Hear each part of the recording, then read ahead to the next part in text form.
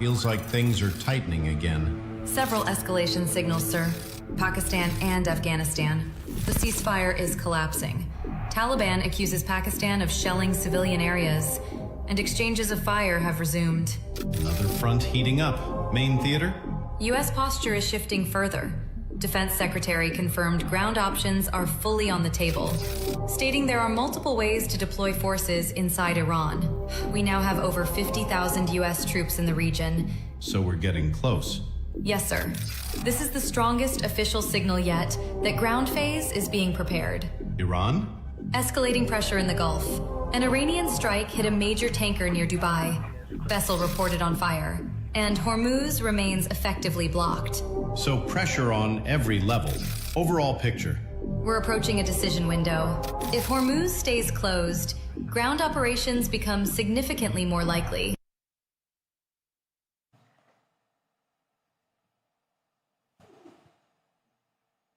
Go!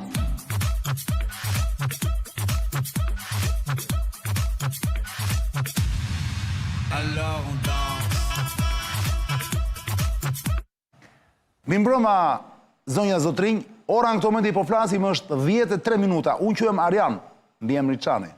Ky emision quhet Zonë, mbi emri Elir. 23 vjet emision, sonte është episodi 1064, le të nxjerr në ekran.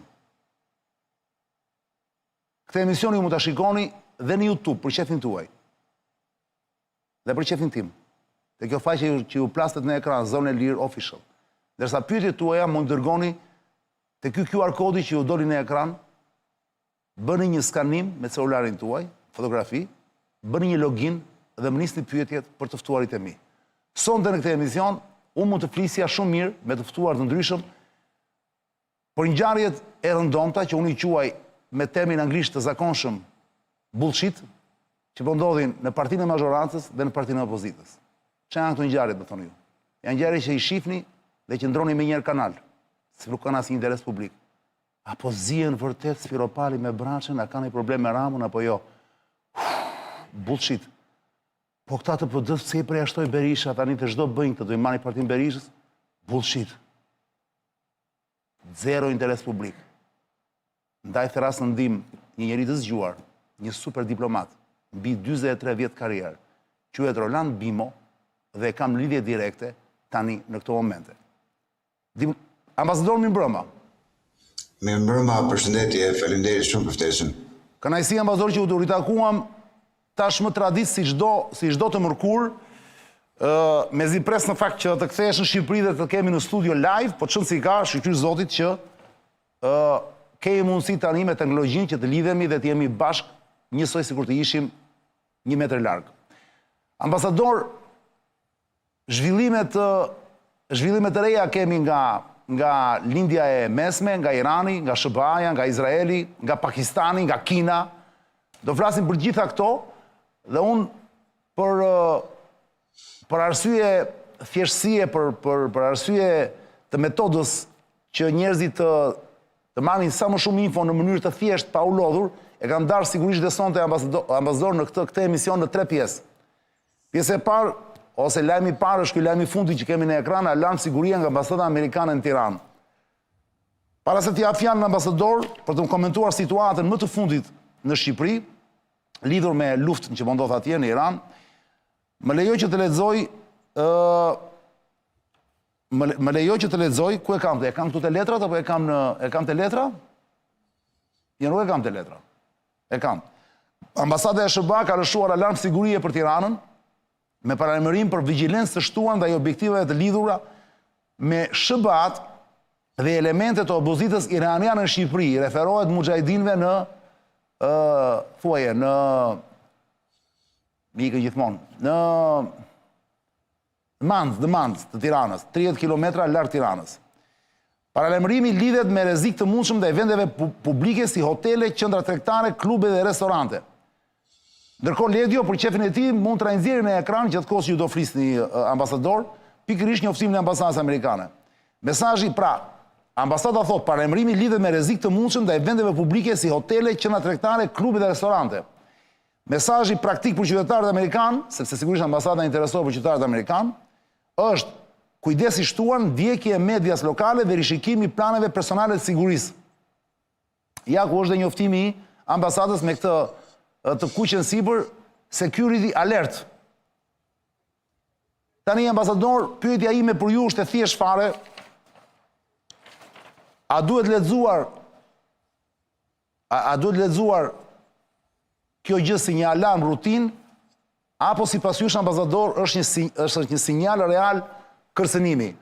A duhet ta marrim si një sinjal real kërcënimi, ambasador, apo nuk duhet të harrojmë që sot është 1 prill dhe edhe ambasada ka mundësi që dhe ka dëshirë që të bëj pak shaka me gjerëzita e gënjeshtrave. Si mendoni ju? Shumë e gjetur batuta. Është vërtet 1 prilli, po. Sikur të mos vinte nga ambasada e Shtetit Bashkuar të Amerikës dhe sikur të mos bëhesh fjalë për gjëra kaq delikate me pasojë shumë të rënda për jetën e njerëzve. Natyrisht do ishte një shaka e bukur për 1 prill, por ajo që të rënjë vëmendje në këtë rast është, nuk e di nëse i njëjti kërcënim ndjehet nga personalitetet e Shtetit Bashkuar të Amerikës që japin këtë njoftim për Shqipërinë, me siguri që instruksionet janë nga Washingtoni, nga Departamenti i Shtetit, nuk besoj se ambasada i nxjerr këto lloj njoftimesh me kokën e vet. Jo, patjetër. Nuk e di nëse në kryeqytetet e shtetet të tjera është e njëjta situatë kërcënimi për interesat amerikane në ato qytete. Mua personalisht më vjen jashtëzakonisht keq dhe besoj që janë shumë shqiptarë që mendojnë njësoj si unë, që vendi më pro-amerikan në botë papritmas kthehet në një vend të pasigurt për interesat amerikane. Ka një që nuk shkon me ana logjike në këtë rast, që të shqetësohen Shtetet Bashkuara të Amerikës se mund të ndodhin në gjë në vendin më pro-amerikan në botë, të vërtetuar tashmë më pro-amerikan në botë. Nga ana tjetër, natyrisht që po të përdorim mënyrën klasike të analizës situatave të sigurisë, është për të shqetësuar, por nuk do të harrojmë që në këtë kohë një thënie të Tolstojit që një luftë ka me miliona variabla dhe të cilat mund të ndikojnë dhe nuk e di se si mund të jetë ecuria e saj. Nuk e di ka pasur fake news në kohën e Tolstojit, por në kohën e sotme ka shumë dhe nuk e dim eksakt se ku bazohen këto, sepse logjikisht, për sa i përket, siç po thosha, modelit klasik të analizës është për të shqetësuar. Ndërkohë, nëse vëmë për logjikën, do thoshim që ata zotërinjt që janë në Mandës, kam përshtypjen nuk përbëjnë absolutisht asnjë lloj rreziku për regjimin në Iran. Janë një gjë e pa në një influencë domethënëse që të përbëjnë objekt goditje nga ana e Iranit. Nga ana tjetër, objektivat, të themi, asetet amerikane në Shqipëri nuk janë të një natyre që do të shqetësonin aq shumë Iranin sa që do duhet të kryen akte terroriste për të nxjerrë jashtë loje. Po jetë puna për akte terroriste kundër popullit shqiptar, nuk e di se çfarë do të fitonte. Pra po të përdorim logjikën e thjeshtë, nuk është për të kushtuar në një vëmendje të madhe këtij lloji lajmi dhe në një fakt në momentin e parë, kur ma treguat juve shumë hiksha parë, më shkuan në mendje shumë nga ato lajme që botohen në të gjitha faqet e internetit të ministrive të jashtme, qoftë Austrisë, qoftë Anglisë, qoftë Francës, qoftë Polonisë, qoftë Gjermanisë, qoftë Italisë, që kujdes kur shkoni në Shqipëri, kujdes kur shkoni këtu, se ka grumbullime atje, se po bëm miting opozita dhe keni juve kujdes një tjetër që për ne si shqiptar janë krejt të pa nevojshme për alerte për mirëqenien e qytetarëve. Natyrisht, nëse një qytetar është shtetas amerikan apo italian, do të shkojë të futet në miting të opozitës apo të majorancës, patjetër që do ketë telash, por nuk besoj se të kanë në Tiranë që të futen nëpër mitingje. Kështu që në këtë këndvështrim pra, nëse do të përdorim modelin normal të analizës për çështjet e sigurisë, duhet shqetësohemi. Nëse do të punë logjikën, nuk ka një shqetësim real dhe serioz. Në fakt, ajo që të bën më shumë për të shqetësuar, është në tilla raste mund të përdoren shumë me shpifëdore që përdorëm edhe në emisionin e kaluar false flag, që do të thotë janë veprime që mund të kryen nga të tjerë në emër të një tjetrit thjesht për të krijuar rrëmuj dhe për të përshtatur narrativës që dëgjojmë tash për gjysmë shekulli për Iranin si vend terrorist. Padyshim që ata që kanë bjerë në kurizën e tyre terrorizmin e Iranit kanë të drejtë që të ruhen dhe të kenë kujdes. Shqipëria nuk është se ka vuajtur direkt, mund të themi që kanë quajtur partnerët tanë dhe si të tillë do duhet ta konsiderojmë edhe ne luftën tonë, luftën kundër terrorizmit, patjetër, por që Irani në këtë ditë pikhallit, në fjalë tjera që ndodhet sot, i shkoj mendja se mund të ndërmarrë veprime në Shqipëri, më duket pak si jashtë kontekstit. Nga ana tjetër, ajo që më shqetëson më shumë është bashkëpunimi i institucioneve tona të sigurisë, të inteligjencës, si quhen, shërbimi informativ shtetëror apo organet tjera të policisë e me radhë, më shqetëson niveli i bashkëpunimit të tyre me partnerë ndërkombëtar. Kam parasysh se nuk kemi ndonjë ndryshim të madh Shqipëria me Kosovën. Kam parasysh që dy akte terroriste shumë të rënda në Kosovë, ai i Pajnskës dhe ai i Berlepencit, nuk morën absolutisht asnjë zgjidhje apo nuk u futën asnjëherë në rrugën e zbulimit dhe të identifikimit të autorëve dhe të sjelljes tyre para përgjegjësive. Natyrisht që organet përkatëse në Kosovë ndoshta nuk e kanë atë aftësi apo përgatitje apo materiale apo tjera. Por ama të kesh KFOR-in në Kosovë dhe i bashkëpunim të ngushtë me partnerë tjerë ndërkombëtar, kam përshtypjen që do duhet ishte për diçka më shumë. Kështu në këto kushte, një akt terrorist në Shqipëri, në mungesë të një bashkëpunimi konstruktiv me partnerë ndërkombëtar, është një problem serioz.